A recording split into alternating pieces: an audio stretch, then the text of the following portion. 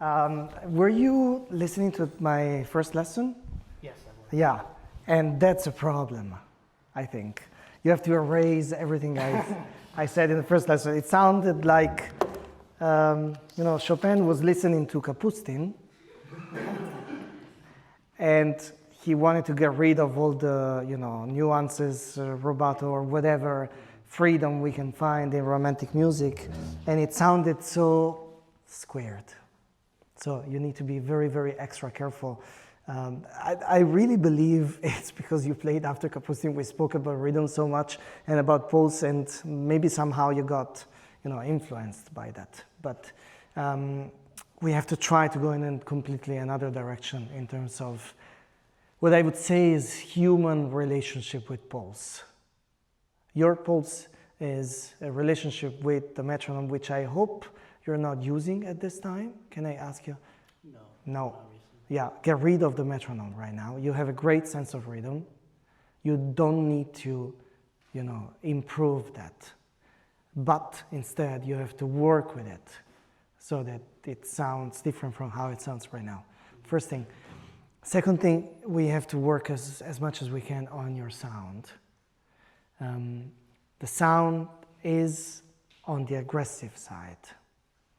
Now, this is not about the quantity, it's about the quality of your sound. Have you ever played volleyball? Yeah. Yeah. Did you like being a hitter? Or how do you say, I think it's a setter, the one who does this? Who gives the ball to the hitter? Were you a hitter or? Probably a setter. A setter, okay. Do you think we should be setters or hitters at the piano? Maybe setters? I would say let's leave out the maybe. Sure. Yeah. We're not hitters. If we want to be hitters, then we go play, I don't know, baseball, right? We hit the ball and we're happy. But if we are playing the piano, then let's forget about being hitters. The quantity of sound, if you think about this, or this is even bigger. So if you try, other than not being safe, this will never be as round as this, which is exactly the same movement, but it's coming from the key. Making the sound of the strings come out of the piano, not into the piano. Many, many times you are struggling to go with your strength with this movement, with the forearm, going into. Instead, you could do the same thing, and instantly, without even using the pedal, instantly changes the sound. Because we're not hitting. Instead, you see? And basically it's the same quantity, but it's a different quality. So we'll try to work on this. Scherzo. Now let's speak a little bit about the scherzo. So you have a very classical view of the scherzo, which is, I completely agree with you. Also because, scherzo comes from the classical experience of who, in your opinion? Even if he didn't like him, Chopin didn't like very much Beethoven, yes, from what we know. I mean, he didn't like anybody, basically, other than Bellini. But, of course, the experience of the scherzo comes from Beethoven, all the symphonies, with all the scherzos. The scherzo replaces the minuet. But the scherzo has a trio, right? And the relationship between the tempos, between the scherzo and the trio is very, very, it's the key, I think, of those pieces. In my opinion, what I heard is that your relationship was pretty much the same. So, like, your speed was almost the same. Now, you want to go slower, of course, in the middle section, right?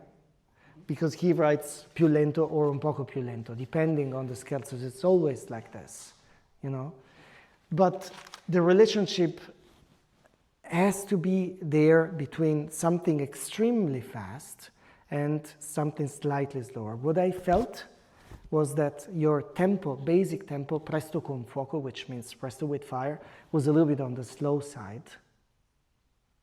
You know, like ta ta ta ti ta ta ta ta ta. Do you think the coda is faster or it should be the same tempo? I think slightly faster. Slightly faster. What does he write? You remember? It may be the same tempo. Yes. So he's writing the same tempo, right? So that means if you start from the coda, that means faster. You know, you would not do, if you do, that means, and which is too slow, you know. I don't want you to eat notes. Also, he writes, you know, on all the scherzos, basically all the scherzos, he doesn't write semiquavers. He doesn't write 16ths. There's, from what I remember, 2 little 16ths in the 4th scherzo. There's no 16ths in this piece. There's no 16ths in the 2 scherzos from the sonatas. It's amazing. So I agree with you that probably he did this because of a classical view of the piece. It doesn't have the storm elements of the ballades, for instance, which are full of 16ths. You know? But at the same time, if he writes presto con fuoco, we have to go, so that then we're not forced to, you know, in the slow section, to go too slow, and we can keep this element of flowing line that you had. But in my opinion, it was too similar to what you had in the first tempo. Now, speaking of that, the middle section. You remember before I was speaking about the harmony and the rhythm, you know, being very important. I feel, you know, this melody is so crucial for the history of music because you find it everywhere. Like if you start from, you know, this is the same thing. This 78 is exactly the same. Even Chopin, middle section of Impromptu 1, Impromptu 2, always the same thing, you know. And then we go to Brahms, concerto. So I think this melody is a curse for musicians. I would like for you to listen to the melody much more there and to find a way to build this incredibly drawing line, which felt, in my opinion, instead too static, you know. And it was not that bad, but I need to exaggerate the bad things that you did, or the slightly bad things that you did, so that we can improve them, okay? Now, let's start from the beginning and let's work a little bit. Do you know what apparently the image that he had for the second scherzo? Did you ever hear? There was somebody, I don't remember who said that it was like listening to the sound of bones clicking each other in a very dark cave. You know, so this should be perhaps what he felt. Now, the beginning of 4th, I think it's very similar in a way, because it's mysterious. And then this is different, but then it goes back. So between piano and forte, I think there's much, much more difference. Try to feel that you're finding a mysterious way to create that sound at the beginning, like you're in a cave. Yeah, I feel the sun is shining and we're on a Hawaii beach.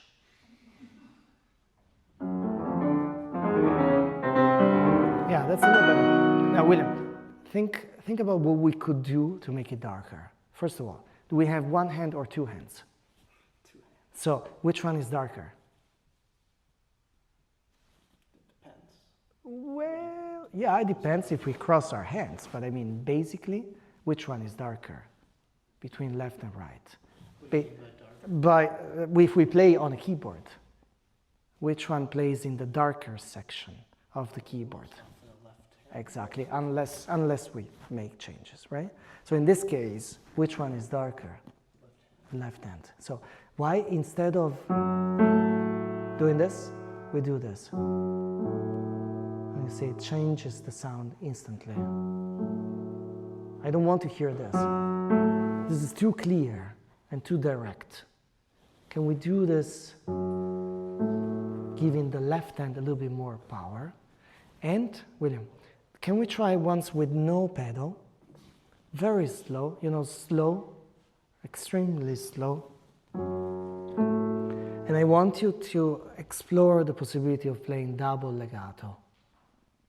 So by double legato, I mean the possibility of overlapping sounds. Can we try?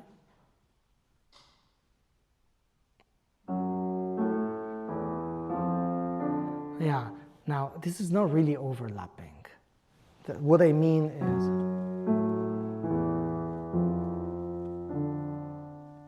so, can you hear that there's a moment?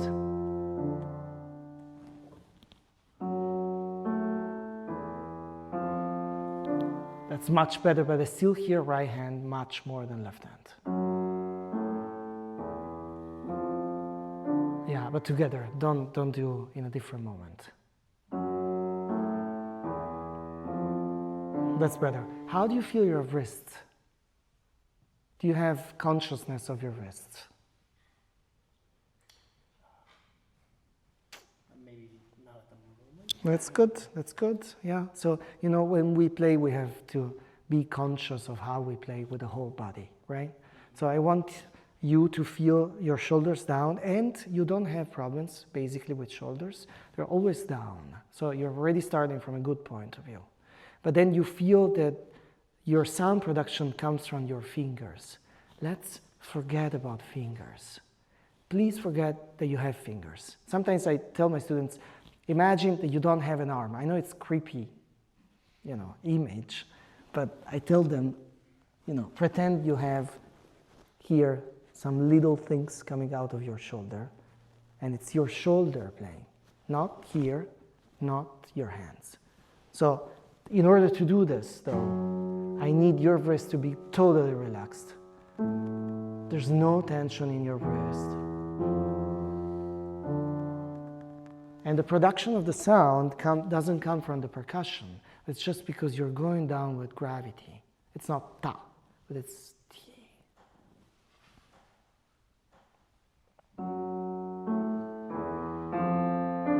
Not bad. Yeah, you know what you were doing now? You were moving your body in order to feel that you're completely relaxed. And it's fine if you need to do it right now. But what I feel is that you don't have to do it because you have total control of your wrist. So sometimes if we exaggerate doing this, then we do additional movements which are not helping us to focus on the sound that we want. Instead, you can do the same thing.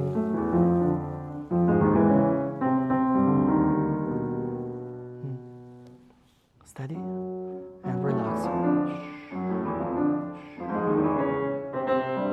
Yeah, that's too much. Did you hear? Yeah.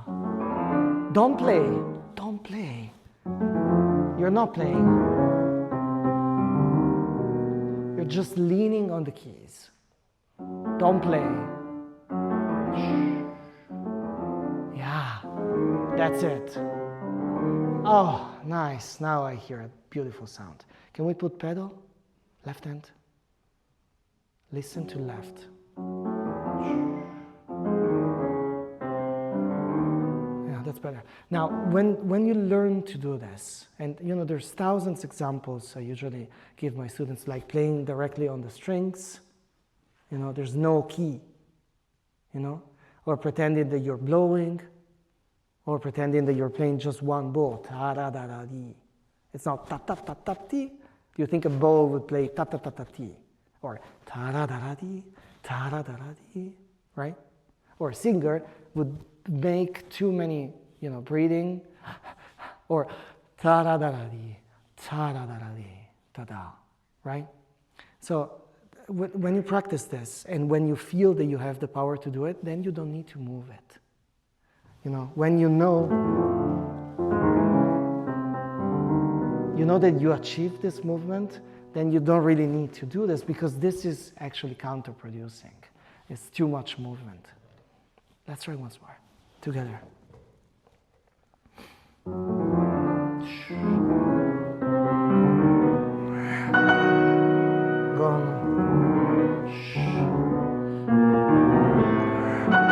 Now a little more.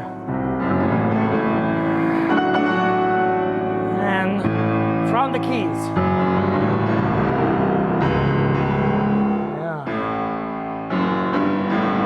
Yeah, you know, this is already much more than what you need. It's already fine, but I mean, you don't need to push. You know, you don't need more than this, okay? And let's try this.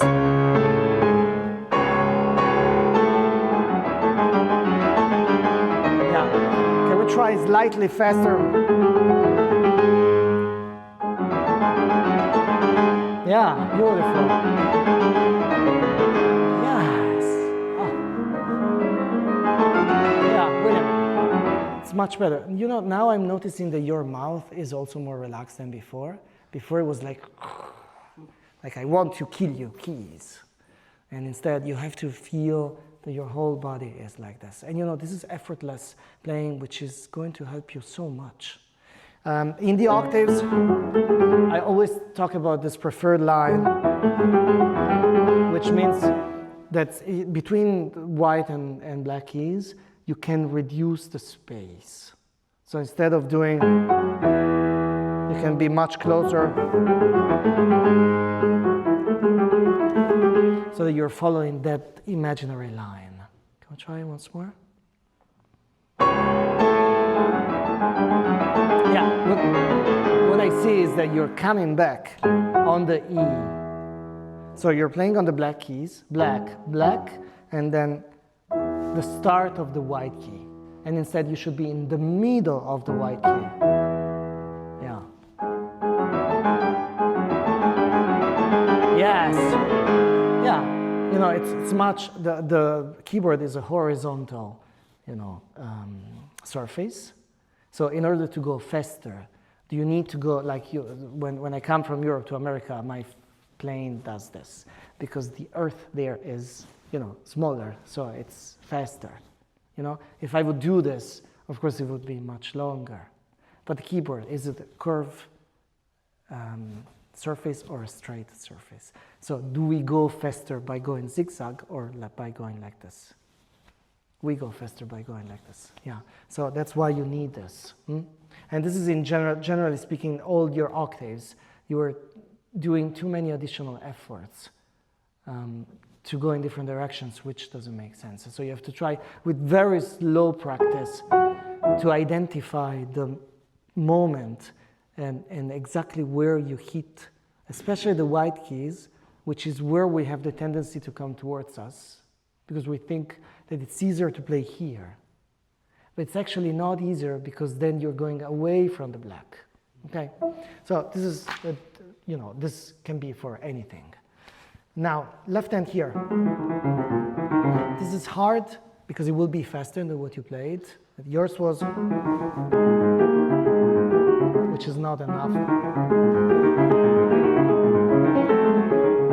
So I want you to go to try to go slightly faster, but at the same time, left hand is so important and it's so interesting. It's not an accompaniment. And left hand for Chopin, it's extremely important. And even in the accompaniment, for instance, here in this nocturne, from what I know, he was advising his students to play both hands, so that left hand would be as perfect as what you would do with right hand.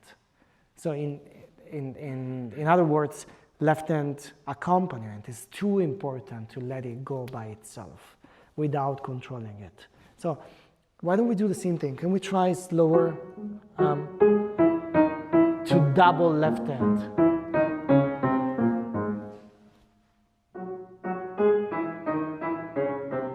And try to give it a shape. Tim, tam, tam, tim, tam, tam.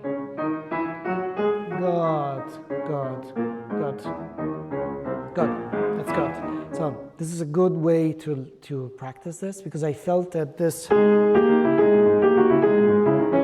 you were thinking to the right hand, but I miss. It's so important, okay? So this is another thing I want you to think about. Now, there's a huge, in my opinion, huge mistake in the middle section. It's not just you. Basically, I would say, I don't know, 90% of the time I hear this from students. Can I ask you, this is Paderewski, right? This edition? From the font, I don't know. Well, no, it doesn't look like Paderewski. Did you find it on IMSLP? Yeah. Be careful on IMSLP, you know, you usually can find Paderewski, sometimes Ekier, you know, sometimes Henle. I would avoid all the other editions, in my opinion, because they're not that precise with the pedal signs. Now, the pedal in Chopin is a whole other subject. And I have to say, basically, we ignore it. Like Chopin didn't understand anything about pedal, you know? But instead, he was probably understanding more than what we can even imagine, right? Now, those editions, they're not clear with the pedal sign. But if I ask you, where does he ends the pedal in all the Stardust passages? I don't really concern myself with this pedal marking. So Why? Can I ask you why? Because I tend to think that they aren't very good. Chopin, please forgive us. Please. He didn't say that. You know, I never understood. Yeah. So, listen, look. Where does he end it? And But on the note or after the note? after the note. After the note. Now, in the Ekier, it's much clearer. It's actually not right after the note, but it's clear that there's a space after the end. Now, listen to the difference. So yours was, Chopin writes,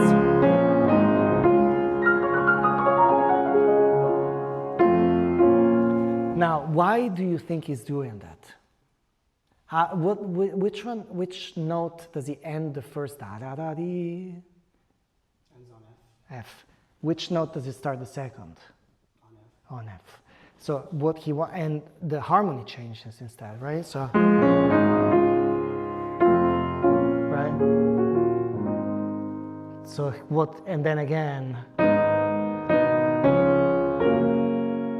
right? And so first and last and first note, are they always the same? Yes.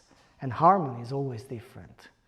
So I think, and we don't know, we will ask him when we will see him, but I think the way he wrote the pedal is because he wanted a connection between this melody line, and it was not just by coincidence that all those melody lines, they end and start with the same note.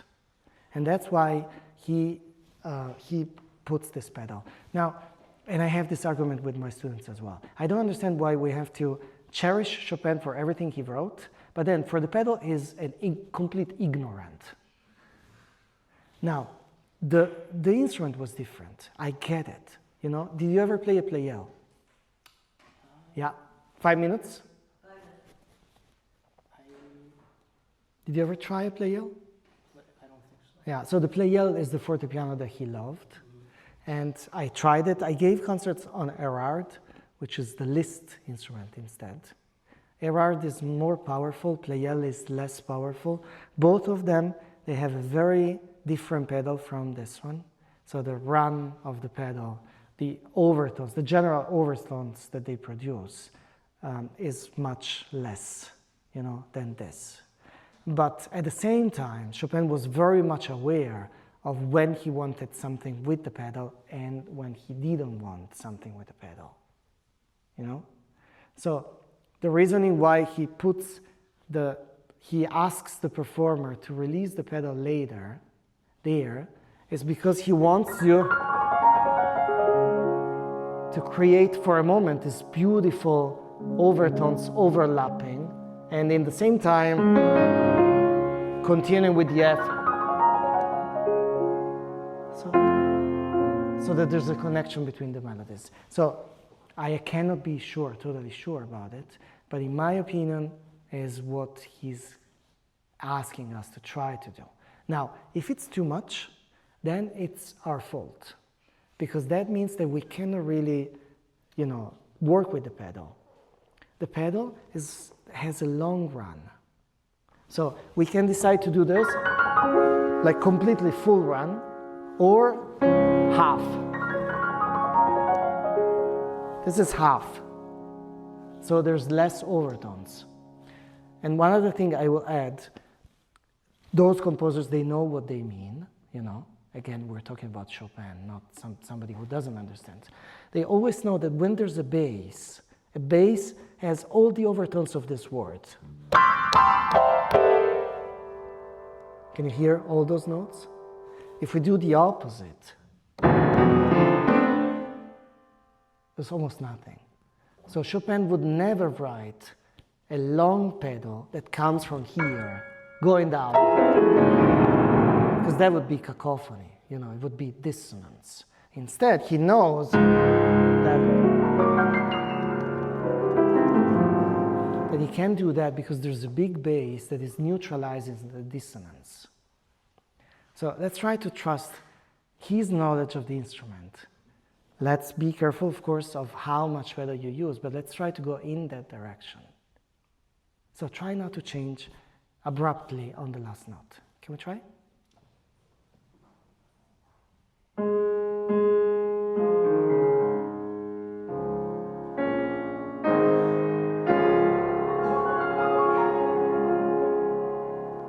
Yes.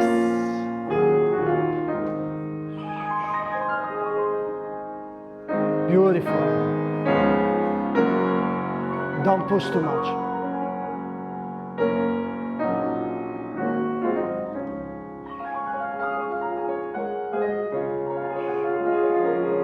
Yeah, and of course he's not mad, and when this comes, of course he changes it.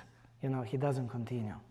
Okay? So on the G flat, this is different. He's only talking and doing this when you have the run, the stardust coming from above. Now, William, in my opinion, it's much better than before. There's no comparison, So to me, it's a win-win situation because it sounds better. You're creating the right atmosphere. You're doing what the composer is writing and is asking you. And you're trying to listen to what you're producing. And so you have a positive attitude. You're not doing something because to us, it comes very natural to change the pedal every time that we finish a phrase. But in this case, he's asking exactly the same, the opposite of that. Okay? I think we need to stop. This attention to the text, try to put it in terms of pedal science, because I see that you don't look at them enough. On an all text edition, mostly on an all text edition. Listen to yourself so much more so that you can increase the quality of your playing. Practice on a chair so that you lose the tension even more. You feel that you are completely supported by the chair when you practice, so that you can concentrate better on this letting it go, working with gravity rather than this. And in terms of rubato, because we don't have time to talk about it, very briefly, I don't know if you ever heard the story of Liszt listening to Chopin and saying his rubato was like a tree, looking at a tree, which was very, very solid, on the floor. And then there was a magical wind going into the leaves and, making them alive. If you play like before, the leaves are, the plastic leaves that you can buy at the supermarket. They cannot be alive. There's no magical wind. Rubato is what I told you about the human relationship with pulse. It's too important. Your colleagues that you listen, my colleagues that you listen to in the concerts, did you notice they had incredible freedom in the tempo relationship, their relationship with tempo, but at the same time it was clear. Because this happens when we grow.